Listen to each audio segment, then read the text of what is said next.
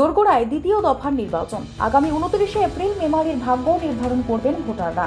তার ঠিক আগে শনিবার মেমারি বিধানসভা কেন্দ্রের বিজেপি প্রার্থী মানব গুহর সমর্থনে রাজপথে নামলেন কেন্দ্রীয় প্রতিমন্ত্রী তথা বিজেপি নেতা ডক্টর সুকান্ত মজুমদার। দেবীপুর নিষাদগড় থেকে মাতেশ্বর বাজার পর্যন্ত আয়োজিত এই বিশাল রোড শোতে কার্যত জনজোয়ার আছড়ে পড়ে। এদিন মেমারিতে দাঁড়িয়ে মুখ্যমন্ত্রী মমতা বন্দ্যোপাধ্যায়কে সরাসরি আক্রমণ শানান সুকান্ত মজুমদার। প্রধানমন্ত্রীর সাধারণ মানুষের সঙ্গে মিশে যাওয়ার প্রসঙ্গ টেনে তিনি বিদ্রূপের সুরে বলেন, দেশের প্রধানমন্ত্রী পথে বেরিয়ে সাধারণ মানুষের সঙ্গে বসে ঝালমুড়ি খাচ্ছেন, আর তাতে এ রাজ্যের মুখ্যমন্ত্রীর এত ঝাল লাগছে কেন? আসলে মানুষের এই ভালোবাসা উনি সহ্য করতে পারছেন না। খণ্ডঘোষের উদাহরণ টেনে সুকান্তবাবু দাবি করেন যে এলাকাগুলোকে আগে বিজেপির দুর্বল দুর্গ ভাবা হতো, আজ সেখানেও জনজোয়ার দেখা যাচ্ছে। তার দাবি, মেমারির মানুষ এবার পরিবর্তনের সংকল্প নিয়েছেন। মানব গুহ বিপুল ভোটে জয়ী হবেন এবং পূর্ব বর্ধমানের অধিকাংশ আসনেই ফুটবে পদ্মফুল। তীব্র দাবদাহ উপেক্ষা করে এদিন মিছিলে পা মেলান হাজার হাজার বিজেপি কর্মী সমর্থক। রাস্তা দুধারে প্রিয় নেতাকে এক নজর দেখতে ভিড় জমান সাধারণ মানুষ। রোড শো চলাকালীন মাঝপথেই গাড়ি থামিয়ে স্থানীয় বাসিন্দাদের সঙ্গে কথা বলেন প্রার্থী মানব গুহ। মেতে ওঠেন নিজস্ব বা সেলফি তোলার আবদারেও। নির্বাচনের আগে এই বিশাল জমায়েত বিজেপির আত্মবিশ্বাসকে কয়েকগুণ বাড়িয়ে দিল বলেই মনে করছে রাজনৈতিক মহল। বেকার যুবক যুবতী যারা আছেন এখনো চাকরি পাননি, 3000 টাকা বৃদ্ধ ভাতা, বিধবা ভাতা 3000 টাকা, মহিলাদের সরকারি বাসে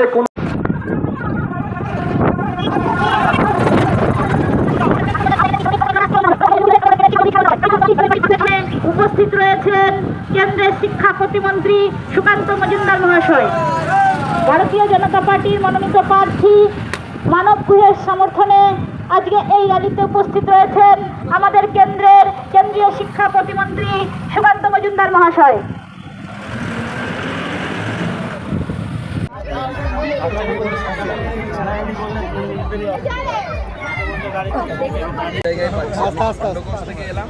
এসে মেমারিতে এলাম। খণ্ডঘোষ একটু দুর্বল জায়গা হিসেবে বিজেপির ধরা হয়। সেখানে যে ধরনের মানুষের আশীর্বাদ, যে ধরনের মানুষের সারা, মানুষ যেভাবে বাইরে বেরিয়ে এসছে দেখলাম। আর মেমারিতে আসার পর তো আর বলার জায়গা নেই। মানুষের ভালোবাসা এইভাবে পাচ্ছি যে এইবার ভারতীয় জনতা পার্টির সরকার তৈরি হচ্ছেই, এবং এই বিধানসভাগুলো থেকে, যে বিধানসভাগুলোর নাম আমি বললাম, এবং মেমারিতে এখন আমি আছি, বিশেষ করে মেমারিতে মানব গুহ বহু ভোটে জিতে ভারতীয় জনতা পার্টির এমএলএ হিসাবে নরেন্দ্র মোদীর কাছে একটা পদ্মফুল হয়ে আমরা তাকে গিফট। জেলায় 16টা সিট ভাবছেন ম্যাক্সিমাম আমরা পাবো। আমি সংখ্যা বলবো না আপনাদেরকে, এই জেলাতে ম্যাক্সিমাম সিট এবার ভারতীয় জনতা পার্টি পাবে। তৃণমূল কংগ্রেসের অবস্থা খারাপ হবে। প্রথম দফা দেখা গেছে কখনো কোনো বিজেপি প্রার্থীদের মারধর করতে পারে, এই ধরনের বিশৃঙ্খলা তৈরি হয়েছে। বিশৃঙ্খলার ঘটনা খুব কম ঘটেছে তুলনামূলকভাবে, আমি বলবো একটা দুটো ঘটনা ঘটেছে। তার বিরুদ্ধে নির্বাচন কমিশন ব্যবস্থা নিয়েছে। দ্বিতীয় দফার নির্বাচনেও কড়া ব্যবস্থা থাকবে, কড়া দাওয়াই নির্বাচন কমিশন দিচ্ছে। পুরো অ্যালোপ্যাথি, অ্যান্টিবায়োটিক যা দেয়ার সব দিচ্ছে, চিন্তা নেই। তৃণমূল কেমন সুটকে গেছে দেখতে পাচ্ছেন না?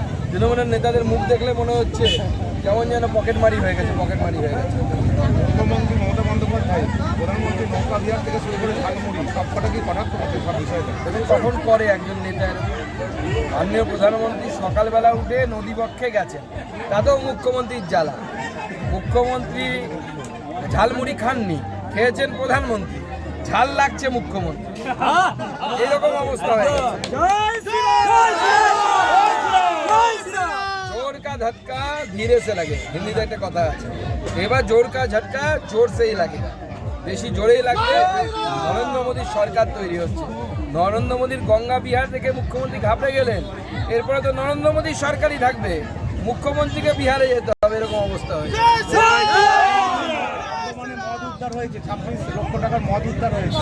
তৃণমূল নেতার নাম জড়িত। তৃণমূল নেতা মদে থাকবে, সব রকম ময়ে থাকবে। আমি আর বলছি না ক্যামেরার সামনে, তৃণমূল নেতা যদি মদে না থাকে, তৃণমূল নেতা যদি মানিতে না থাকে, তাহলে তৃণমূল নেতা কেন? মেমারি প্রার্থীও নাকি শুনছি এরকম। তো সব ময়ে তৃণমূলের নেতারা থাকে, সেই ময়ে থাকুক, ওরা ময়ে মজে থাকুক। জনতা বিজেপিতে মজে আছে, বিজেপি সরকার তৈরি।